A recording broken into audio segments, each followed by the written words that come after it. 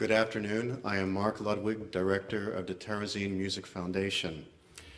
It is a privilege to honor the memory of Congressman Lantos and the achievements of Professor Wiesel through music. Music has the power to inspire, to heal, and act as a great vehicle of spiritual transformation. The music of Bach and Beethoven may immediately come to mind. I would add the music composed in the Terezin concentration camp. Permit me a moment to share background on the music you are about to hear. This music composed in Terezin reflects the mission of the Tom Lantos Human Rights Prize. Two composers incarcerated in Terezin, Zygmunt Schul and Gideon Klein, these were two men with extraordinarily gifted voices, both silenced by the Holocaust in their mid-20s. Today, you will hear their voices. I'm so pleased to share the stage with Charity, the granddaughter of Tom and Annette Lantos, who will sing Schul's Yerushalayim, which begins with, "And to Jerusalem, your city, you will return to us." The song is an expression of tender longing for peace and home. And from Gideon Klein, you will hear the soothing yet haunting lullaby. And this piece holds a very special place for me. I performed it in the bombed-out Sarajevo Conservatory of Music, also in the crematorium in Terezin, and then last year in Washington when His Holiness the Dalai Lama received the Tom Lantos Human Rights Prize. Our musical interlude will conclude with the last movement of Gideon Klein's string trio. One is awed by the history, the spirit, and the beauty of this work. This work was completed just days before his transport to Auschwitz. For almost 3 years, amidst death and deprivation, Klein was a major figure as an educator, pianist, and composer. Survivors who knew him described him as a young Leonard Bernstein. In this work, Klein composed a theme and variation movement based on a Moravian folk tune sung to him by his nanny. It expresses a desire to return home after a long absence. You might expect music of this to be filled with a deep sense of resignation and loss. And what is so remarkable about what you're going to hear is that in this very last work that he writes in his life, he chooses to write a dance. In the hands of Klein, this dance powerfully expresses the drive to survive, the drive to create, and to be free. May the spirit and history of this music serve as a moving tribute to Tom Lantos and Professor Wiesel, two outstanding advocates of human rights. Thank you.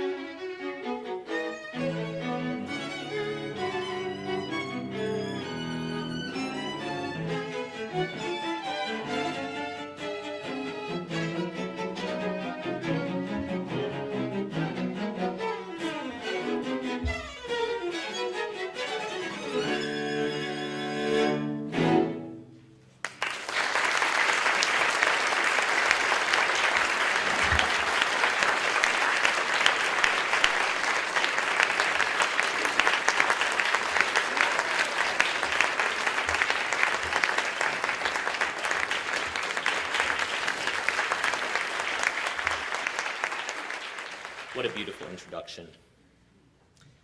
It is an honor to say a few words on behalf of the Lantos Foundation in advance of our two esteemed guests.